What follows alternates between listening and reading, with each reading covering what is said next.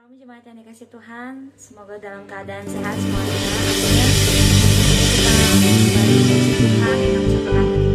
Bapak, kami mengucap syukur Tuhan buat pagi hari ini.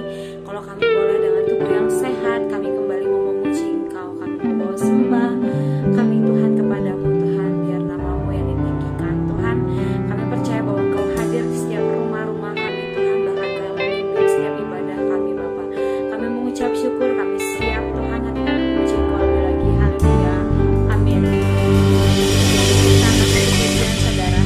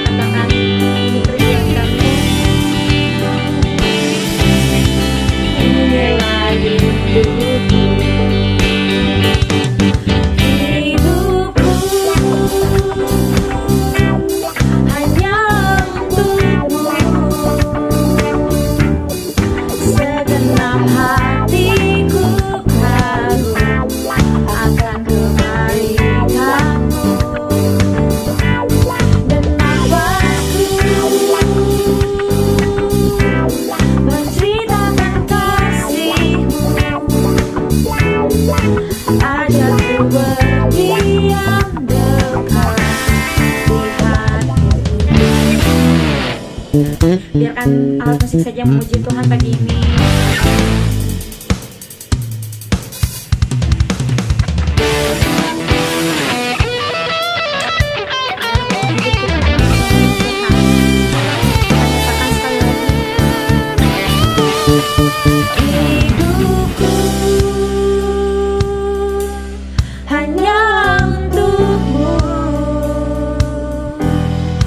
Segenap hatiku kagum akan kebaikanmu,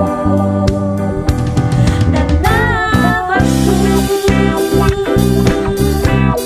menceritakan kasih-Mu. Ajarku berdiam dekat di hati-Mu. Ajarku berdiam, ajarku berdiam dekat di hati-Mu. Sekali lagi kita katakan, ajarku berdiam dekat di hati-Mu.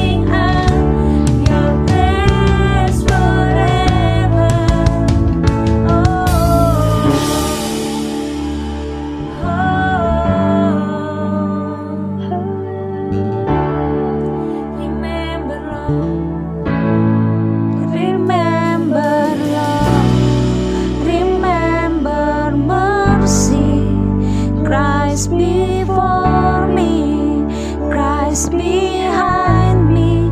Your loving kindness has never failed me. Christ before me, Christ behind me. Remember love, remember mercy. Christ before me, Christ behind me. Your loving kindness has never failed me. Christ before me, Christ behind me. Remember love, remember mercy. Christ before me, Christ behind me. Your loving kindness has never failed me. Christ before me, Christ behind me. Jesus, I need you every moment. I need you here now. This just what I'm seeing. Your presence forever. Oh Jesus, I need you every moment. I need you here now. This just what I'm seeing. Your presence forever.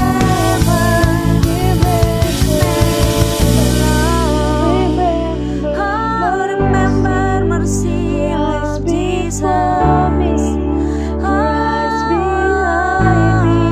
Your love is kind. Engkau Tuhan. Terima kasih Tuhan buat kasih-Mu. Haleluya. Terima kasih Tuhan buat pagi hari ini. Kalau kami boleh memuji dan menyembah Engkau Tuhan, kami mau mengucap syukur buat kasih-Mu yang tiada batas Tuhan bagi kami. Sebentar kami mau mendengarkan firman-Mu, kiranya Engkau yang memberkati hamba-Mu yang menyampaikan, biar Engkau yang urapi setiap perkataan, tingkah laku yang dia lakukan Tuhan, supaya boleh menjadi berkat Tuhan. Kami juga mau diberkati Tuhan dengan firman yang kami dengarkan, boleh bertumbuh, berbuah. Terima kasih Bapak, dalam nama-Mu kami telah menyerahkan ibadah kami. Haleluya, amin. Shalom jemaat yang dikasih Tuhan. Apa kabar hari ini? Puji Tuhan, kita sudah kembali memasuki di akhir tahun, bulan September saudara ya, bulan yang kedua di bulan September. Puji Tuhan, hampir satu tahun kita bisa melewati 2021 ini dengan kebaikan Tuhan. Dan pagi ini kita sudah menyembah Tuhan, kita sudah memuji Tuhan, kita akan tundukkan hati kita. Kita akan dengarkan firman Tuhan. Biarkan Tuhan berbicara kepada setiap kita pagi ini, sehingga kita bisa menjalani hari-hari kita dengan tuntunan firman Tuhan. Mari kita tundukkan hati kita berdoa. Tuhan Yesus, terima kasih buat hari yang indah di hari ini. Terima kasih Tuhan, kami menikmati segala kebaikan-Mu, kami menikmati setiap berkat-berkat-Mu, kami menikmati bagaimana Engkau menuntun hidup kami hingga hari ini. Semua itu karena anugerah-Mu, semua itu karena kasih setia-Mu.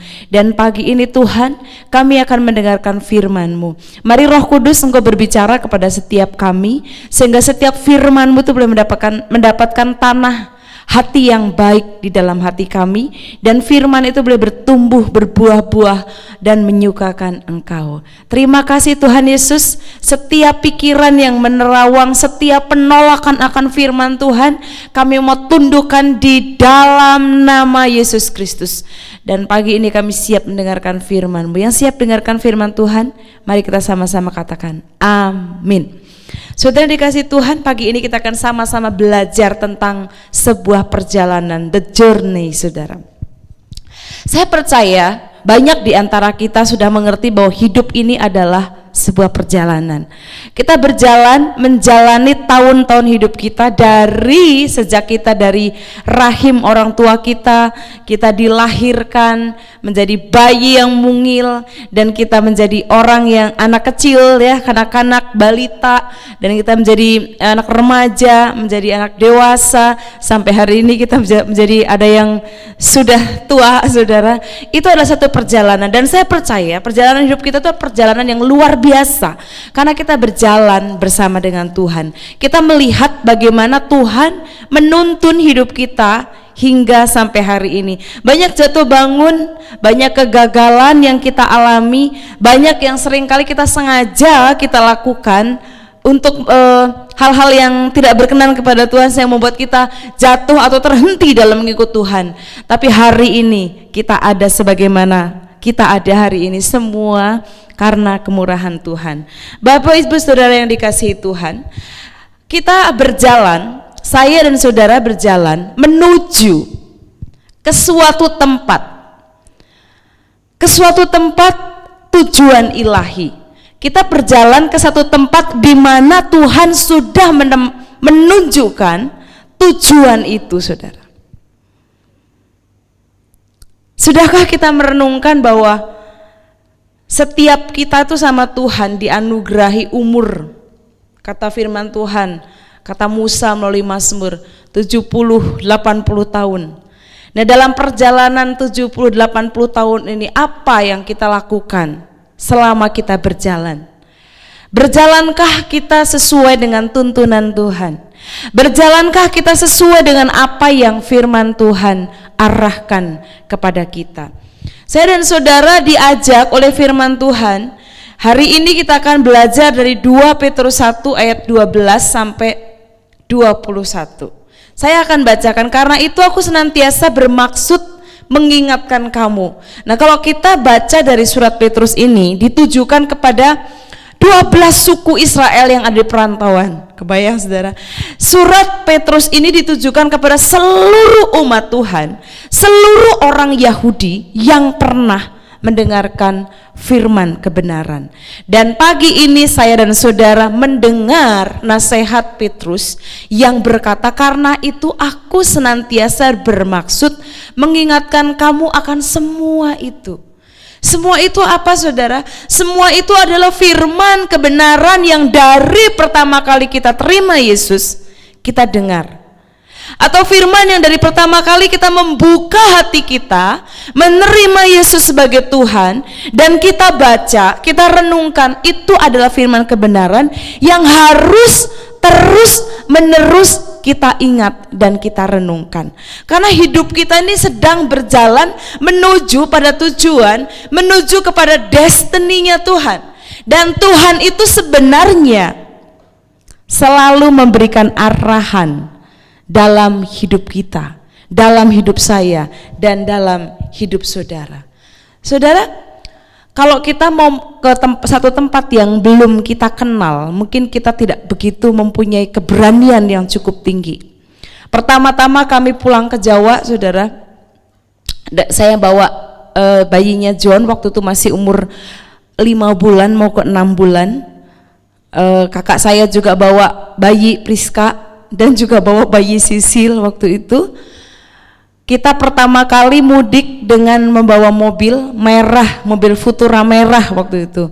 Jadi Bang Hisar nyetir sendiri, sebelumnya sudah membawa peta. Jadi peta kok kita keluar dari tol Cileunyi. Kita keluar dari tol Cileunyi, buletin. Oh, udah sampai di Cileunyi. Nanti sampai di Nagrek, dibuletin lagi sampai di Nagrek. Meskipun kita membawa peta, itu pun ternyata tidak mudah untuk menempuh jalan yang saya itu orang Jawa, tapi saya mau pulang ke sana saya tidak hafal jalan. Dan waktu kita melihat peta ternyata tidak semudah yang Dora sampaikan, saudara. Aku peta gitu ya. Jadi membutuhkan keahlian khusus untuk melihat peta. Daerah-daerah mana yang sudah dijalani, daerah-daerah mana sudah dilewati. Dan waktu itu kita berangkat dari sini jam 5 pagi sampai sana jam 8 malam. Selain memang kita membawa 3 bayi ini, 3 balita ini, saudara, tapi juga karena mahirnya, ketidakmahirannya kita membaca peta. Tidak mudah, saudara. Walaupun kita bawa peta, tapi ternyata tidak mudah untuk menuju satu tujuan atau menuju satu tempat yang akan kita tuju. Tidak mudah membacanya, karena di peta itu begitu simpel, begitu kecil, tapi begitu kita masuk ke jalan yang sesungguhnya itu tidak sesimpel itu. Nah, kalau zaman sekarang mungkin kita lebih mudah. Ada namanya Waze, Google Map, saudara. Walaupun kadang-kadang itu pun sering menyesatkan kita. Beberapa hari yang lalu saya mau pergi ke perumahan Dago Pakar, saudara, pakai Google Map. Padahal kami sudah 2 kali pergi ke tempat itu, tapi lupa lagi. Karena pakai Google Map kita diarahkan lurus, katanya. Lurus 600 meter Anda belok ke kiri. Kita ikutin itu, sudah makin lama kok makin seperti ke hutan. Sepertinya bukan ini deh. Mungkin kalau kita ikuti terus, walaupun jalannya tidak bisa dilalui dengan mobil, mungkin bisa tetap sampai ke tujuan itu. Tapi ternyata bukan jalan ini yang seharusnya kita lalui, yang seharusnya kami lalui, sampai kami akhirnya muter balik, mengingat-ingat lagi jalan pertama waktu kita pergi ke Dago, dan akhirnya ketemu. Ternyata tidak semudah itu, saudara. Kita sudah punya tujuan, kita punya arahan, kita punya Google Map, tapi ternyata tidak semudah itu. Nah, kita sekarang berjalan, perjalanan hidup kita itu menuju kepada destiny ilahi, menuju kepada panggilan surgawi, menuju pada tujuan Tuhan dalam hidup kita. Yang pertama kita harus tahu tujuan hidup saya dan hidup saudara itu kemana dan apa. Kalau hidup ini adalah sebuah perjalanan, berjalan ke arah manakah saya dan saudara? Sudahkah kita dengar arahan dari pemberi arahan agung itu, yaitu Yesus? Sudahkah kita menjadi pribadi yang dengar-dengaran dengan Roh Kudus yang menuntun kita? Kadang-kadang jalan yang kita lalui tidak seperti yang kita harapkan. Bukan jalan yang mulus, tapi jalan yang sangat kecil, gelap, dan curam. Apakah kita akan tetap mengikuti tuntunan Roh Kudus ketika jalan hidup kita tidak sebaik yang kita bayangkan? Ada seorang perenang perempuan namanya Florence. Florence ini adalah perenang yang jaya pada tahun 1952. Dia renangnya, saudara, tidak di gelanggang renang, saudara, tapi dia berenangnya menyusuri pantai. Nah, sekali waktu dia sedang berenang untuk menyeberangi terusan pantai dan menuju ke pantai California. Waktu itu dikatakan dia sudah berenang selama 15 jam di pantai, saudara. Dan hari itu diceritakan kabut sangat tebal, air laut rasanya sangat dingin. Perahu-perahu yang menyertai Florence hampir tidak kelihatan saking tebalnya kabut pada waktu itu. Sekali-sekali orang yang ada di dalam kapal menembakkan tembakan supaya hiu-hiu itu minggir, saudara. Dan waktu dia sudah masuk ke 15 jam, dia minta diangkat dari laut. Dia sudah tidak sanggup.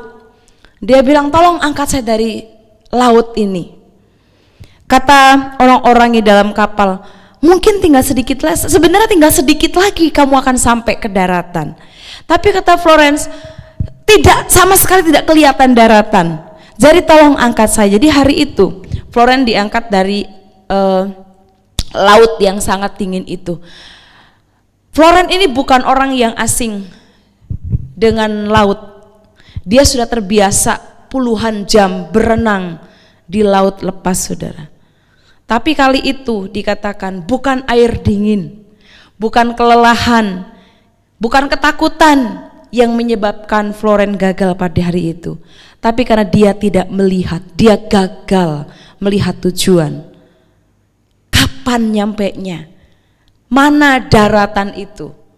Dia tidak bisa melihat daratan karena tertutup oleh kabut. 2 bulan kemudian Florence berenang menyeberangi terusan Catalina dan mencetak rekor kecepatan baru.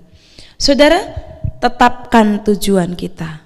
Yang pertama, saya dan saudara harus tahu, kalau hidup ini adalah sebuah perjalanan, kita harus tahu tujuan kita mana. Tujuan kita adalah panggilan surgawi.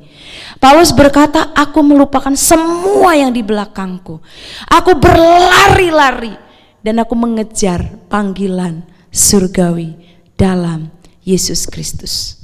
Saudara dikasihi Tuhan, kalau kita mempunyai tujuan, kalau kita tahu tujuan kita, kalau kita tahu sasaran-sasaran hidup kita, mungkin kita akan sekuat tenaga menambahkan kekuatan untuk kita bisa mencapai. Mungkin kita pernah lihat ilustrasi penambang emas ya, yang kartun itu. Biasanya orang suka dipasang di status-status WA gitu, yang orang menggali gitu.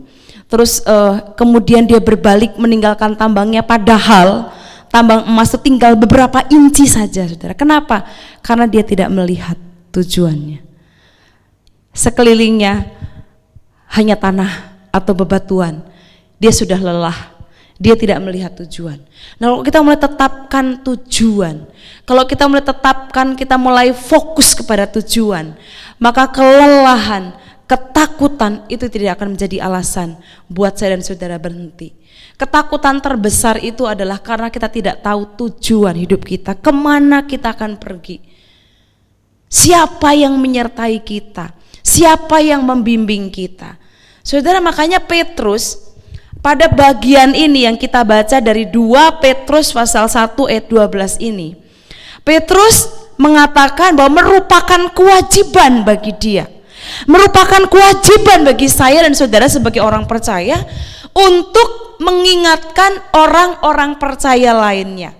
Jadi Petrus merasa berkewajiban sebelum dia dipanggil Tuhan, karena dia bilang dia merasa bahwa Tuhan sudah memberitahu sebentar lagi dia akan dipanggil oleh Tuhan, dan kita tahu bagaimana matinya Petrus sebagai martir.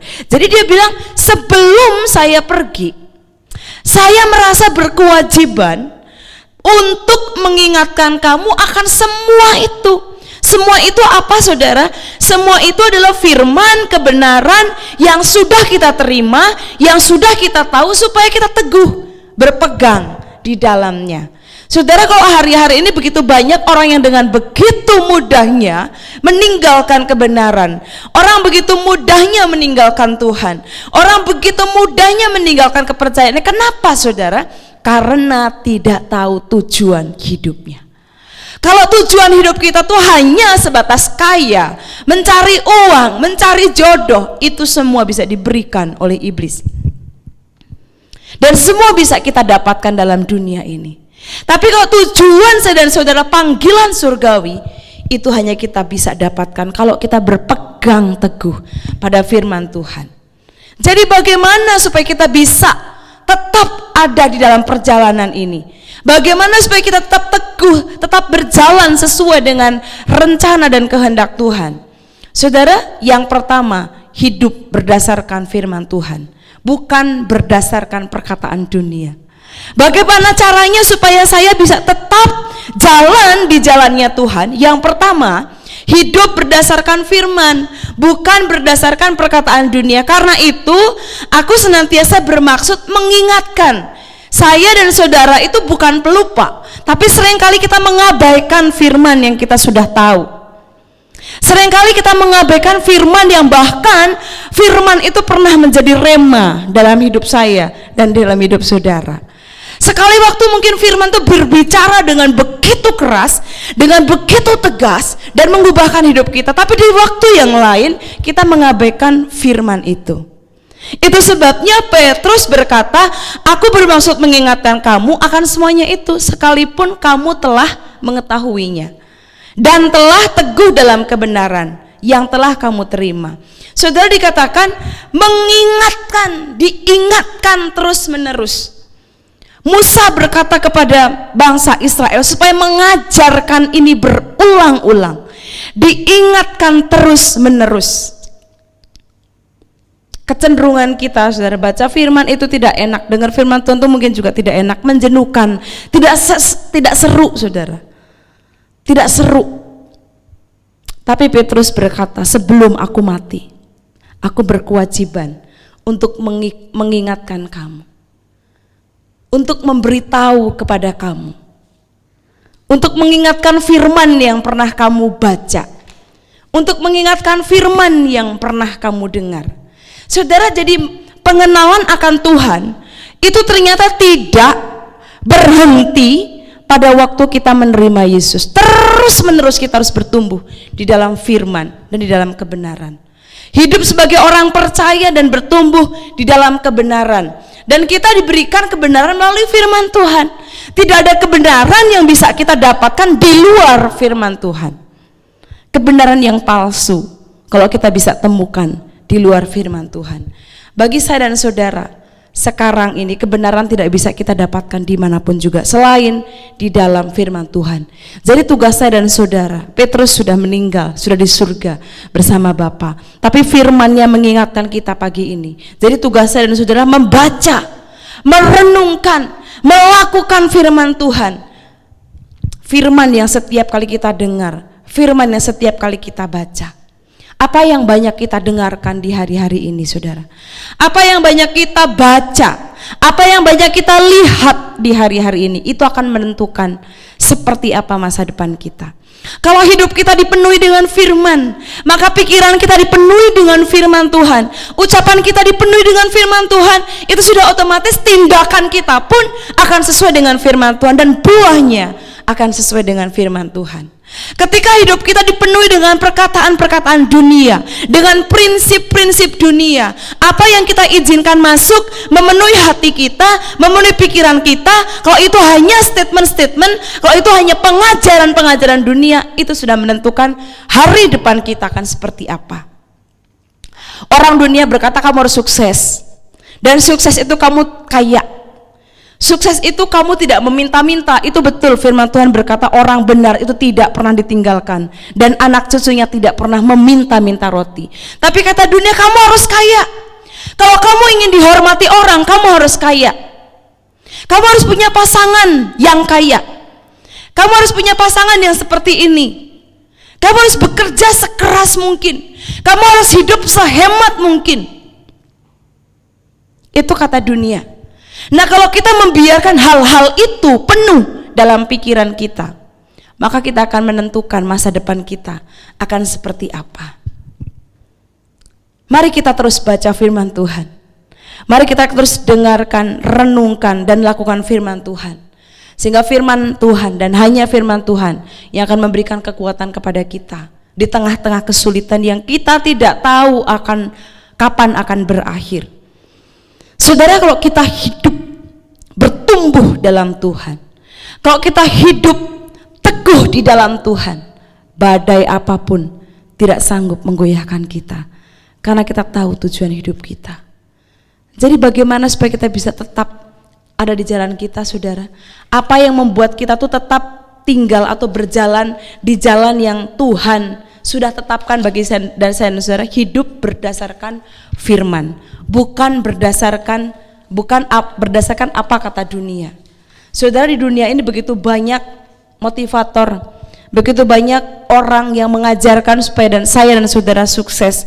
Suksesnya dia, kita tiru dia, kita ikutin dia, suksesnya belum tentu seperti dia.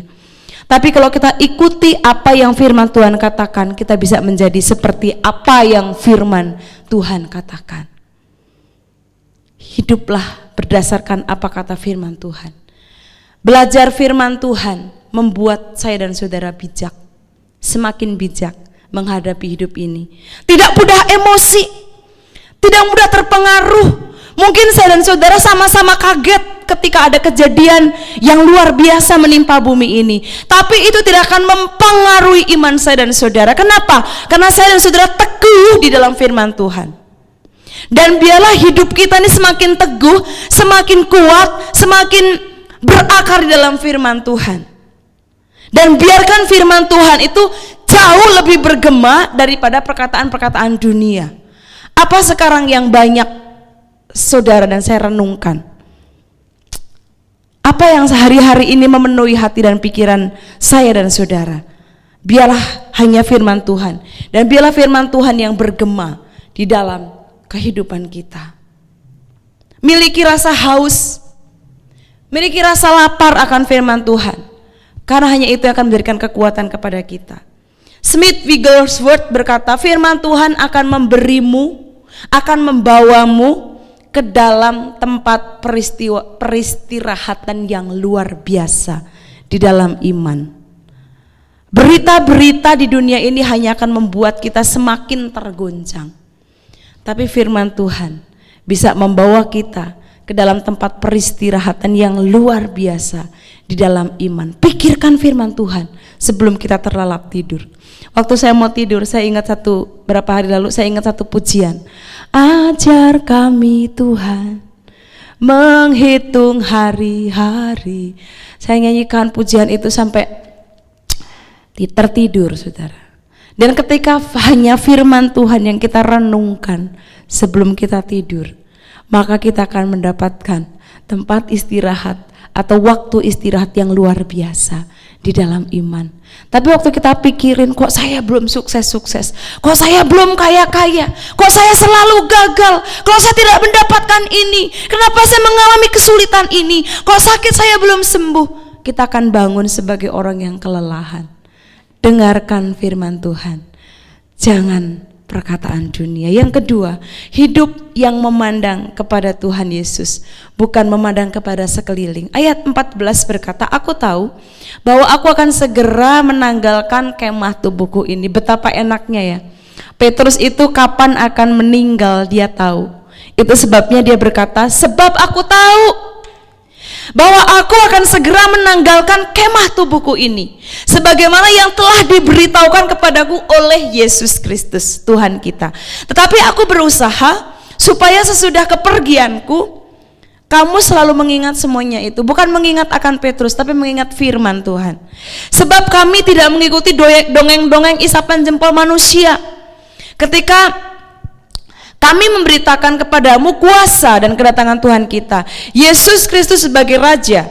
Tetapi kami adalah saksi mata. Saudara, Petrus itu ada bersama-sama dengan Tuhan Yesus waktu pertama kali dia dipanggil dari penjala ikan menjadi penjala manusia, sampai dia mengkhianati Yesus, sampai dia kembali bersama-sama Yesus. Dia melihat bagaimana Yesus bekerja dan dia menjadi saksi, saudara. Saksi dari penderitaannya, saksi dari kematiannya, dan saksi dari kebangkitannya. Bahkan Petrus menjadi saksi dari kenaikannya ke surga. Dan dikatakan itu bukan dongeng, bukan dongeng isapan jempol, bukan legenda, bukan sejarah yang tidak ada faktanya. Tapi kami ini adalah saksi dari kebesaran Tuhan.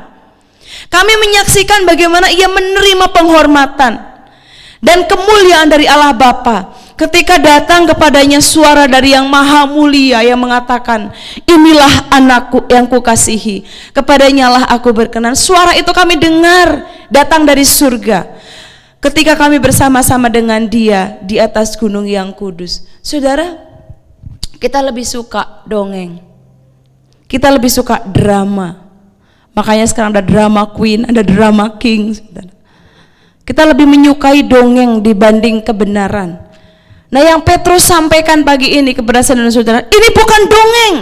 Dikatakan dia adalah saksi dari semua yang terjadi.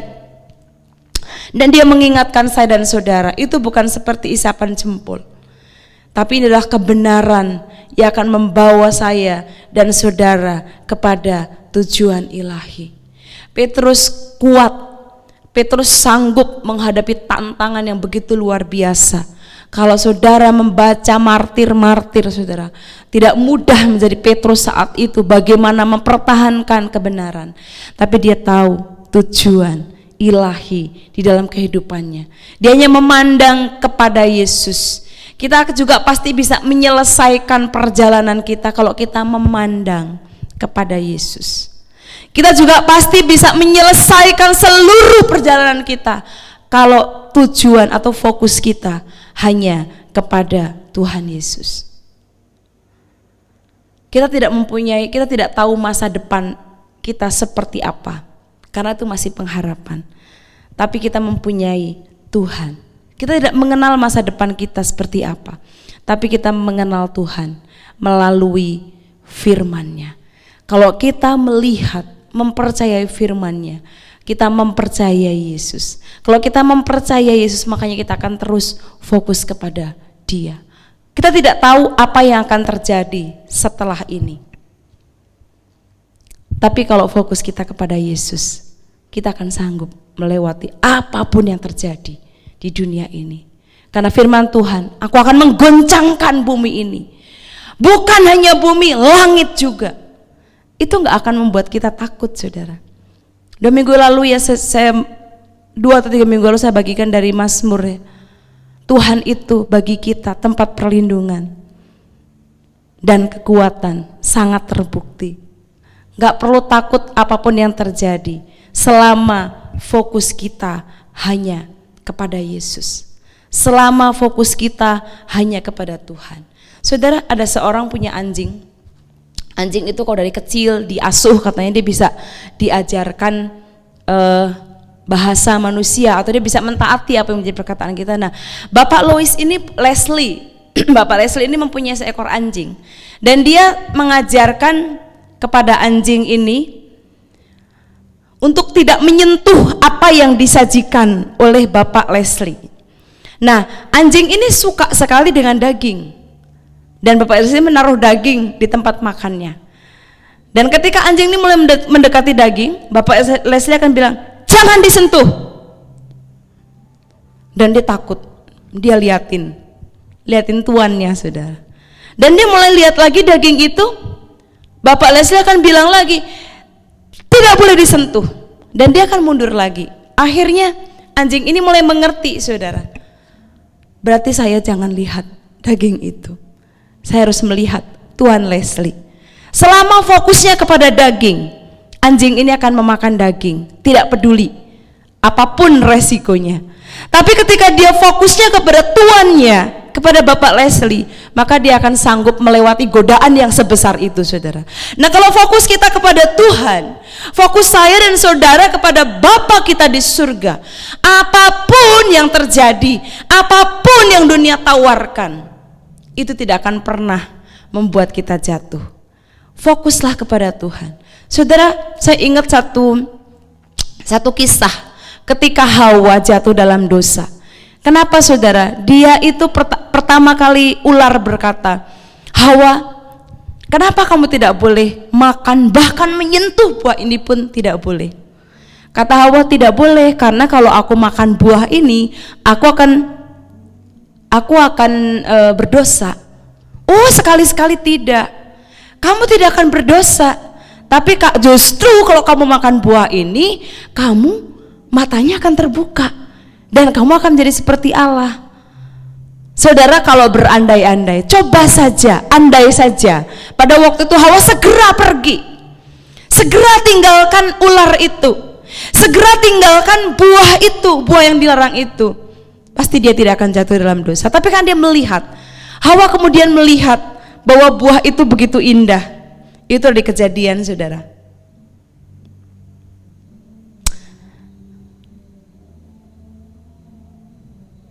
Dia bilang gini, perempuan itu melihat bahwa buah itu baik untuk dimakan dan sedap kelihatannya. Fokusnya sudah tidak lagi kepada apa yang Tuhan katakan. Jangan kamu makan buah ini, tapi dia malah melihat bahwa buah itu baik untuk dimakan dan sedap kelihatannya. Lagi pula pohon itu menarik hati karena memberi pengertian. Lalu mengambillah Hawa dari buah itu. Seperti ilustrasi anjing tadi. Kalau anjing tadi fokusnya kepada daging, dia jatuh. Dia gagal untuk mematuhi perintah tuannya. Hawa karena fokusnya kepada ingin menjadi seperti Allah, sehingga dia gagal mematuhi Allah. Kalau fokus kita juga kepada tujuan saya dan saudara secara pribadi, bukan tujuan ilahi, kita juga akan gagal mematuhi Allah. Itu sebabnya mari kita pandang Tuhan, pandang firman Tuhan, pandang apa yang Dia katakan, pandang apa yang kita dengar, pandang kebenaran firman-Nya, sehingga kita bisa semakin lama semakin paham tujuan hidup kita bukanlah di dunia ini. Amin, saudara. Tujuan hidup saya dan saudara adalah panggilan surgawi. Tujuan hidup saya dan saudara adalah bertemu dengan Tuhan. Hanya firman yang membuat saya dan saudara teguh. Itu yang kedua. Hidup yang memandang kepada Tuhan Yesus, bukan kepada sekeliling kita. Waktu kita memandang sekeliling, kita akan lemah ketika melihat orang jatuh. Tapi firman Tuhan, Mazmur 92 berkata, "Walau 1000 rebah di sisiku dan 10.000 di sisi kananku, aku hanya akan menontonnya." Itu akan terjadi ketika saya dan saudara memandang hanya kepada Tuhan. Dan yang ketiga, hidup yang dipimpin oleh Roh Kudus, bukan oleh diri sendiri. Dengan demikian, ayat 19, dengan demikian kami makin diteguhkan oleh firman yang telah disampaikan oleh para nabi. Alangkah baiknya jika kamu memperhatikannya sama seperti memperhatikan pelita yang bercahaya di tempat yang gelap, sampai fajar menyingsing dan bintang timur terbit bersinar di dalam hatimu. 20, yang terutama yang harus kamu ketahui ialah bahwa nubuat kitab suci tidak boleh ditafsirkan menurut kehendak sendiri. Sebab tidak pernah nubuat dihasilkan oleh kehendak manusia, tetapi oleh dorongan Roh Kudus. Orang-orang berbicara atas nama Allah. Poin yang paling penting adalah ayat 21 yang mengatakan kita belajar hidup dipimpin oleh Roh Kudus, bukan oleh kehendak kita sendiri. Saudara, kalau kita mau hidup dipimpin oleh Roh Kudus, maka kita harus membenamkan diri di dalam firman dan persekutuan dengan Tuhan. Kalau kita gak baca firman Tuhan, malas saudara, kita gak akan dengar tuntunan Roh Kudus. Roh Kudus itu berbicara melalui firman yang kita baca. Dan firman itu berbicara di dalam roh kita. Jadi kalau saya dan saudara tidak mau baca firman Tuhan, sulit buat saya dan saudara mendengar arahan Roh Kudus. Firman Tuhan berkata, pada hari ini jika kamu mendengar suaranya, janganlah keraskan hatimu. Jadi mari kita buka hati sebelum kita melakukan segala sesuatu di bumi ini. Waktu kita bangun tidur, mari kita pikirkan perkara-perkara surgawi. Mari kita pikirkan firman Tuhan. Mari kita dengarkan arahan Roh Kudus, sehingga kita bisa jalan bukan atas dorongan atau arahan diri sendiri.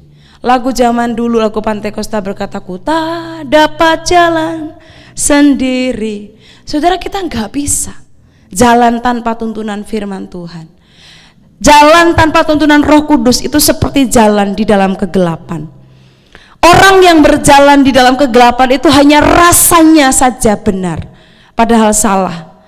Kita nabrak sana nabrak sini, kita membuka pintu yang salah, kita berjalan ke arah yang salah, rasanya kita benar. Kenapa saudara? Karena kita berjalan di dalam kegelapan. Tapi firman Tuhan ini berkata, biarlah firman itu bersinar, sehingga firman itu yang menuntun, firman itu yang mengarahkan, firman itu yang memimpin hidup kita. Sehingga ketika kita mau memulai sesuatu, kita ingat apa yang firman Tuhan katakan. Dengar dulu apa yang firman Tuhan katakan. Saudara, di hari-hari terakhir akan begitu banyak penyesatan. Sekarang saja saudara, kalau saudara lihat di YouTube itu saudara, ada banyak gereja-gereja YouTube. Hati-hati saudara, kebenaran sedikit, mungkin hanya sedikit kebenaran yang dipoles dengan hal-hal yang tidak benar. Kalau saya dan saudara tidak berakar dalam firman Tuhan, hal yang hanya sedikit kebenaran ini kita ikuti saudara, menjadi satu kebenaran yang mungkin justru akan menyesatkan buat saya dan saudara. Tapi ketika saya dan saudara berakar, bertumbuh, dengar-dengaran dan mau dipimpin oleh Roh Kudus, apapun tidak bisa menyesatkan saya dan saudara. Di dalam perjalanan hidup kita ini begitu banyak begal-begal rohani yang ingin menyesatkan saya dan saudara, yang ingin memutarbalikan kebenaran firman Tuhan. Kalau saya dan saudara tidak memperlengkapi diri, kebenaran yang dimanipulasi akan merasuk dalam diri kita, akan lebih suka kita dengarkan dibanding firman kebenaran. Itulah sebabnya penting buat saya dan saudara kembali belajar firman Tuhan. Saudara, saya banyak belajar dari Bapak Bambang Nursena, saudara. Firman Tuhan yang kita baca ini udah, wah saudara, kita tinggal enaknya, saya dan saudara tinggal enaknya bacanya. Firman Tuhan yang kita baca ini 100% firman kebenaran. Fakta sejarahnya ada, kapan penulisannya, saksi-saksinya, semua ada dan bisa dipertanggungjawabkan. Jadi jangan hanya dengar, jangan hanya suka dengan ceramah-ceramah yang mengenakan telinga. Jangan, saudara. Saya dan saudara perlu menggali firman Tuhan, perlu belajar firman Tuhan secara pribadi. Sangat tidak cukup hanya dengar khotbah di gereja, sangat tidak cukup hanya membaca renungan-renungan, sangat tidak cukup kalau saya dan saudara hanya membaca ceramah-ceramah pendeta tertentu yang enak buat telinga saya dan saudara. Kita perlu menggali secara pribadi. Dan saya percaya Roh Kudus akan menuntun kita ketika kita belajar, ketika kita merendahkan diri untuk mau diisi dengan kebenaran firman Tuhan.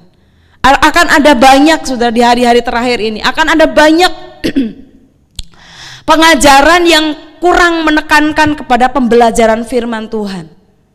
Saudara, tidak salah kita mendengar kesaksian orang, tidak salah. Tapi selama kita tidak penuhi hidup kita dengan firman, selama saya dan saudara tidak mau membenamkan diri, merendam diri dengan firman Tuhan, kita akan menjadi orang yang rapuh di dalam menghadapi hidup ini.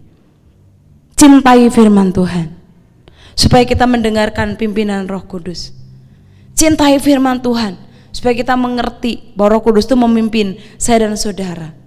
Jangan sampai kita mendengar bisikan-bisikan yang sebenarnya hanya sepertinya benar, tapi sebenarnya tidak ada kebenaran di dalamnya. Cek lagi kepada firman Tuhan. Sudahkah? Apakah ini sesuai dengan firman Tuhan? Mari kita seimbangkan antara firman Tuhan dan Roh Kudus. Mari kita seimbangkan antara belajar firman Tuhan dan menyembah, supaya hidup kita benar-benar dipimpin oleh Tuhan. Dan hidup kita boleh membawa kemuliaan bagi Tuhan. Saudara, sebenarnya masalah yang paling besar dalam hidup kita tuh jawabannya sangat simpel. Kalau kita mau mengikuti tuntunan Roh Kudus, di sana selalu ada jawaban. Sudahkah saya dan saudara mempunyai pembacaan firman Tuhan secara rutin? Pernahkah kita mengalami bagaimana Tuhan menggagalkan suatu rencana kita karena ternyata rencana itu tidak benar? Dan kita mungkin marah-marah, padahal Roh Kudus dengan lembut berbisik kepada saya dan saudara, tapi kita tidak mau dengar. Begitu banyak kisah, saudara, bagaimana Tuhan menggagalkan hal yang seharusnya tidak kita hadapi, dan kita marah-marah, kita proses, padahal Roh Kudus sedang menuntun kita kepada kebenarannya. Mari kita berjalan dalam firman Tuhan, berjalan dalam pimpinan firman Tuhan, berjalan dengan mata yang tertuju kepada Tuhan, dan terus melangkah dalam pimpinan Roh Kudus.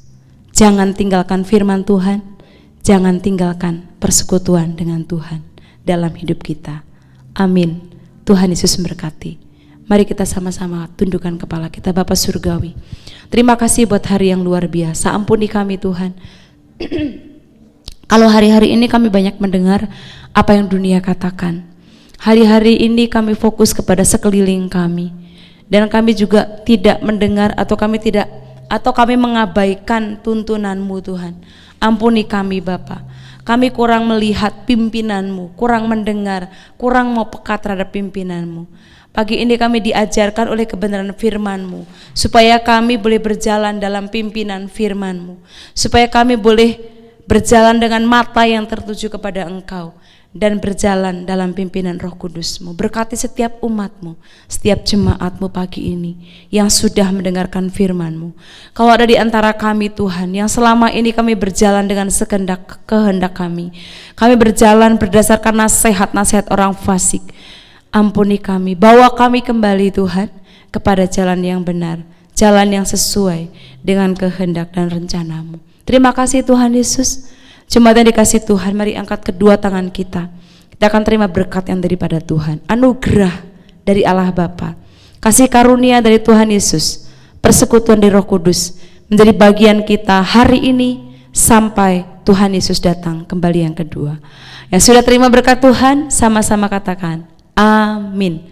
Shalom, Tuhan Yesus memberkati.